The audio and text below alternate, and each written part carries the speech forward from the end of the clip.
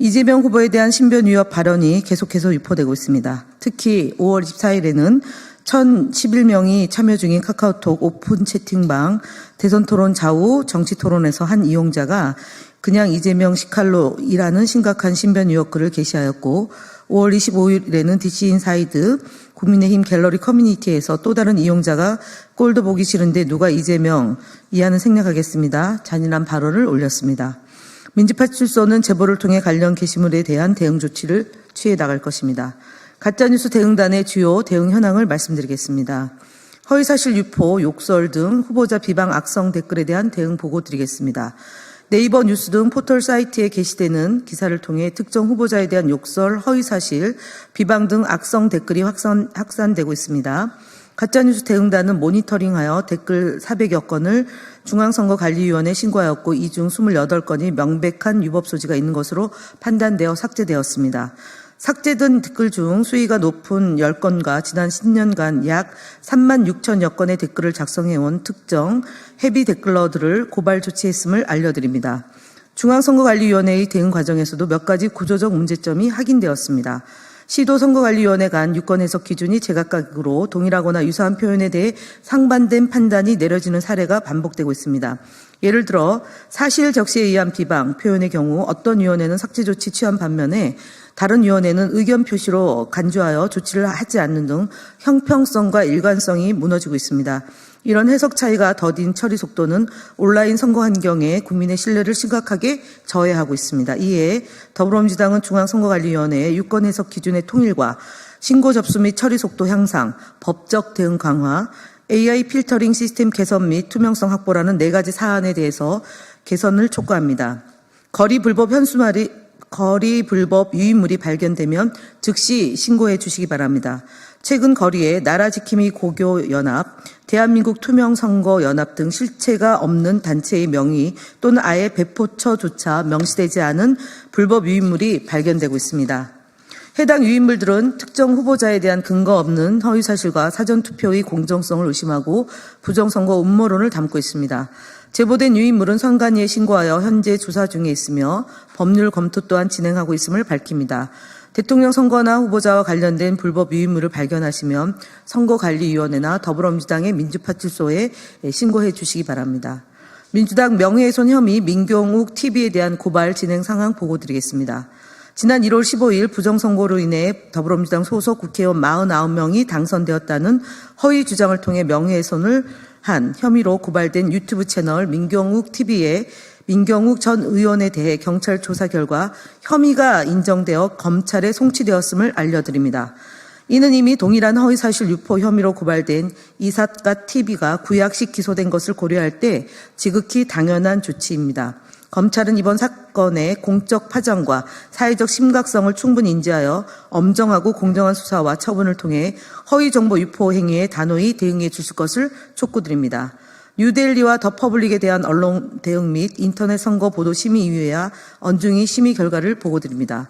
뉴델리와 더 퍼블릭은 더불어민주당과 이재명 후보에 대한 보도에서 감정적인 표현과 일방적인 평가를 반복하며 반론권조차 제대로 보장하지 않은 편향된 보도를 지속했습니다.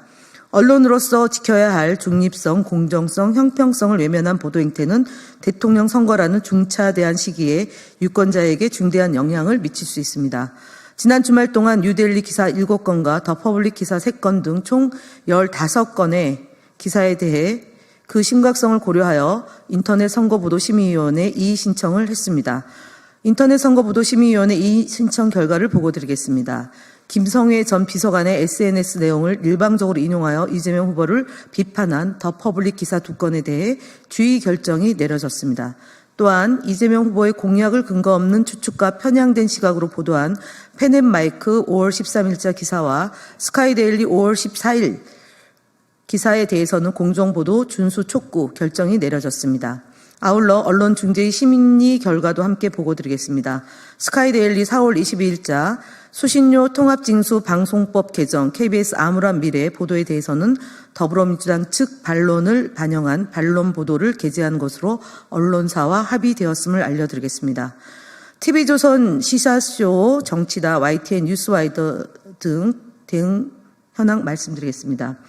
5월 24일 방송한 TV조선 시사쇼 정치다 및 5월 24일, 5월 25일 방송한 YTN 뉴스와이드 4건의 국민의힘 측 패널들이 법원 조직법 개정안과 관련하여 입법권을 가진 민주당이 사법권까지 좌지우지하려고 하는 거 아닌가. 이 전체적인 그림을 보면 삼권 분립을 형해화시키고 삼권 일체를 이루게 하겠다는 그런 의도가 명백히 보이기 때문에 베네수엘라식 폭정 등 허위사실을 유포했습니다. 해당 사례들은 패널의 사실 왜곡 및 명예훼손 발언, 객관성 위반 사항으로 선거방송심의위원회의 심의 접수가 됐습니다. 5월 24일 CBS 주말 뉴스쇼 프로그램에서는 법원 조직법과 관련하여 토론 중에 손수호 진행자는 이재명 후보의 당선을 막아야 한다는 국민의힘 측 패널의 의견에 동조하는 발언을 해 방송 진행자의 중립 의무를 위반했습니다. 가짜뉴스 대응단은 정치적 중립 및 객관성 등 위반으로 선거방송심의위원회에 심의 신청을 했음을 말씀드립니다. 가로세로 연구소, 서정욱 TV 등 유튜브 대응 현황 보고드리겠습니다. 지난 주말 동안 36개의 보수 성향 유튜브 채널을 모니터링한 결과 다수의 공직선거법 위반 의심 사례가 확인되어 중앙선거관리위원회에 신고를 조치했습니다. 특히 가세연은 거북선 게이트를 근거로 이재명 후보가 수조 원대의 부정이익을 취득했다는 허위 주장을 유포했고, 서정욱 TV는 이재명 후보를 괴물, 악마, 사탄 등 극단적 표현으로 모독하는 내용으로 보도했습니다.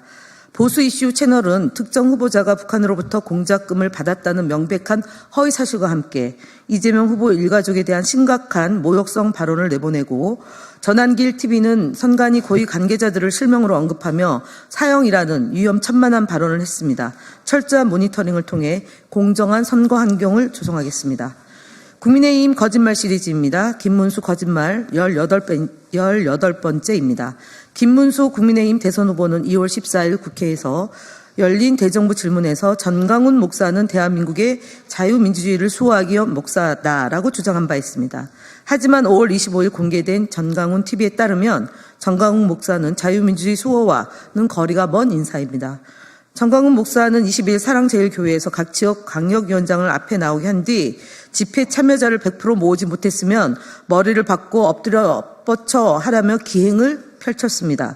전 목사는 이어 이번 대선을 실패하면 여러분부터 김정은한테 성폭행 당하게 추방시키겠다는 위험한 발언을 했습니다. 김문수 후보는 개인의 자유와 인권에 대해 어떠한 존중도 없는 전강훈 씨에게 자유민주주의를 수호하기 목사라고 추켜 세웠던 것입니다. 선거가 가까워오자 김문수 후보는 전강훈 목사와의 관계를 부정하고 있습니다. 하지만 전강훈 목사는 김문수 후보를 두고 나하고 4년을 같이 해서 교감을 안 해도 내 생각을 너무 잘한다라고 주장했습니다. 전강훈 목사를 위해 눈물까지 흘렸던 김문수 후보가 25일 영상에 대해 어떻게 생각하는지 자묻 궁금합니다. 개혁신당 이준석 대선 후보 거짓말 시리즈 4번째입니다. 개혁신당 이준석 대선 후보는 5월 23일 노무현 전 대통령 서거 16주기 추모식을 방문해서 2003년 미국 유학 갈 때 노무현 대통령이 직접 장학증서를 주면서 했던 열심히 공부해서 언젠가 나라를 위해 큰일을 하고 이바지해야 된다는 말이 기억난다고 했습니다.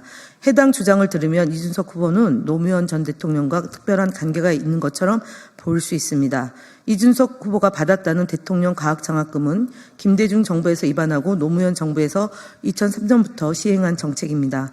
매년 100여 명이 넘는 인원이 해당 장학생으로 선정되었고 이준석 후보는 그중 한 명입니다. 노무현 대통령은 100수십 명의 장학생에게 의례적인 덕담을 했을 가능성이 높은데 이준석 후보는 노무현 대통령과 특별한 인연이라도 있는 것처럼 사실을 교묘하게 말씀하고 있습니다.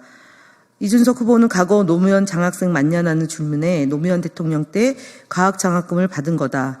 국비장학금이다. 라며 노무현 대통령과의 관계가 없다는 것을 강조한 바 있습니다.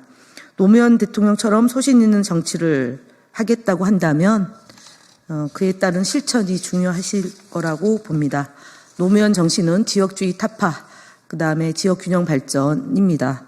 이준석 후보의 노무현 정신을 계승하는 정치인이 되려면